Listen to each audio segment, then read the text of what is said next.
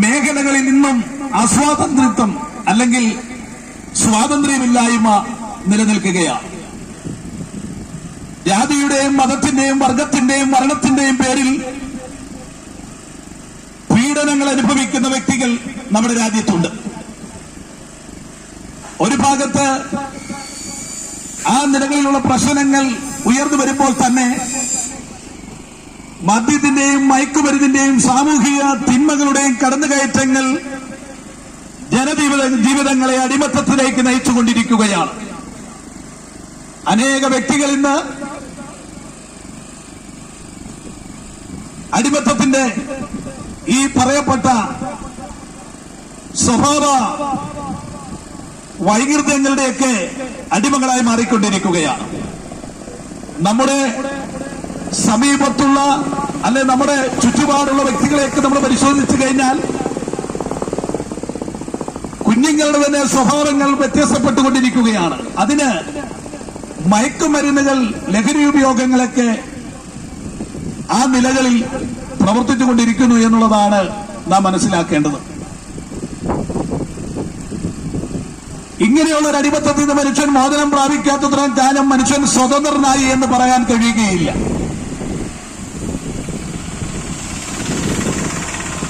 അഞ്ചര 6 അടി പൊക്കമുള്ള മനുഷ്യൻ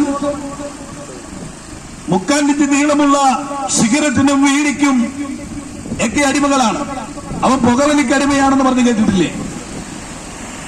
മദ്യം മനുഷ്യന് ആരോഗ്യത്തിന് ഹാനികരമാണ് എന്നുള്ളത് മുന്നറിയിപ്പ് മദ്യക്കുപ്പിയുടെയും സിഗരറ്റ് പാക്കറ്റുകളുടെയൊക്കെ പുറത്ത് ആലേഖനം ചെയ്തിട്ടുണ്ട്.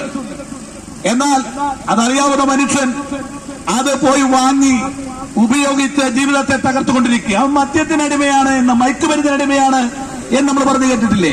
അങ്ങനെയുള്ള അടിമത്തം ഇന്നും നിലനിൽക്കുകയാണ്. നമ്മളൊക്കെ പശുവിനെയൊക്കെ വളർത്തുന്നവരാണ്.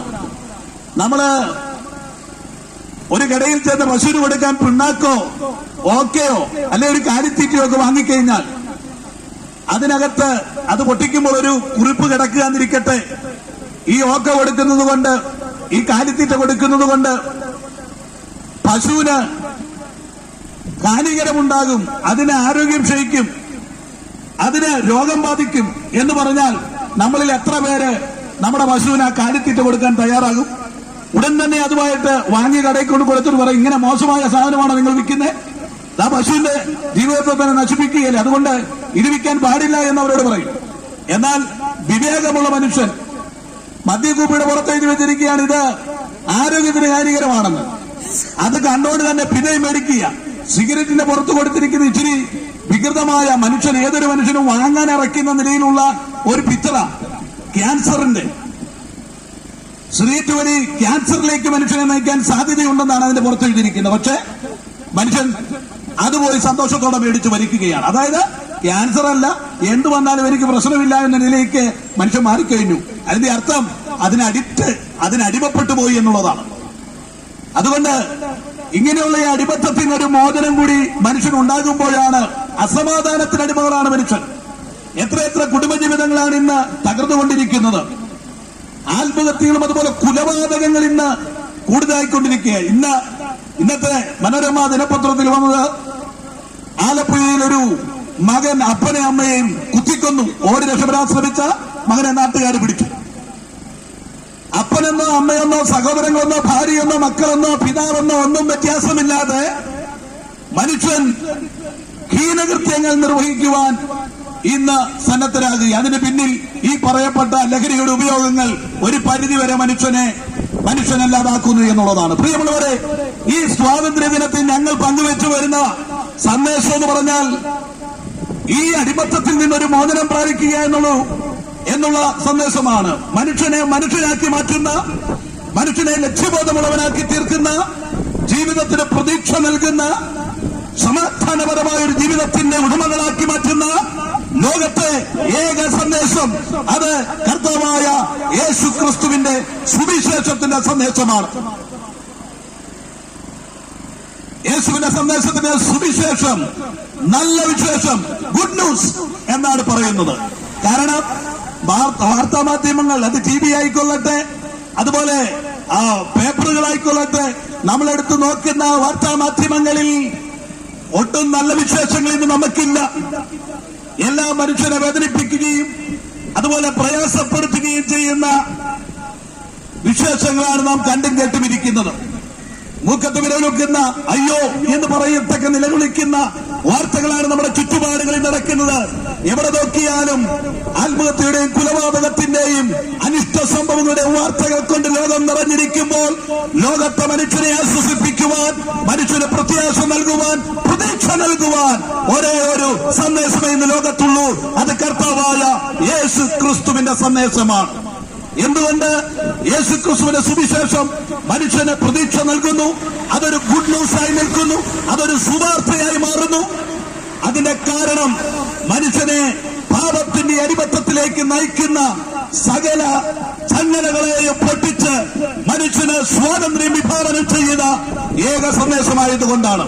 എങ്ങനെയാണ് മനുഷ്യനെ പാപത്തിന്റെ അടിമത്തത്തിൽ നിന്ന് യേശു ക്രിസ്തു വിടുവിച്ചത്? യേശു എന്ന വാക്കിന്റെ അർത്ഥം തന്നെ രക്ഷകൻ എന്നാണ്. അഥവാ മനുഷ്യനെ പാപത്തിൽ നിന്ന് രക്ഷിക്കുന്നവൻ.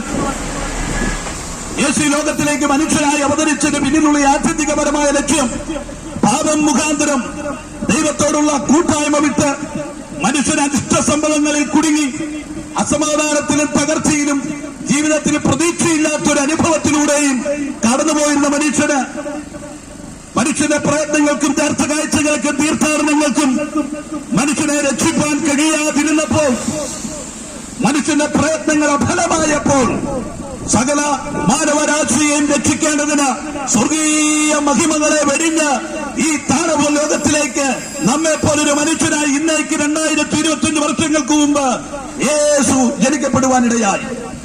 യേശുവിന്റെ ജനനം ഒരു അത്ഭുതമായിരുന്നു. യേശുവിന്റെ ജീവിതം ഒരു അത്ഭുതമായിരുന്നു. യേശുവിന്റെ ഉപദേശങ്ങൾ ജനജീവിതങ്ങളെ ഹൃദയാകർഷിക്കുന്നതായിരുന്നു. ശത്രുക്കൾക്ക് വേണ്ടി പ്രാർത്ഥിക്കുവാനും അവരെ സ്നേഹിക്കുവാനും, അവർക്ക് വിശക്കുന്നുവെങ്കിൽ ഭക്ഷണം കൊടുക്കുവാനും, അവർക്ക് ദാഹിക്കുന്നുവെങ്കിൽ അവർക്ക് ആ വെള്ളം കൊടുക്കുവാനും, അവരെ ഉടുപ്പിക്കുവാനും, അവർക്ക് വേണ്ടുന്നത് ചെയ്തു കൊടുക്കുവാനും ഉപദേശിച്ച ഒരു ഉപദേശമുണ്ടെങ്കിൽ അത് യേശുവിന്റെ ഉപദേശമാണ്.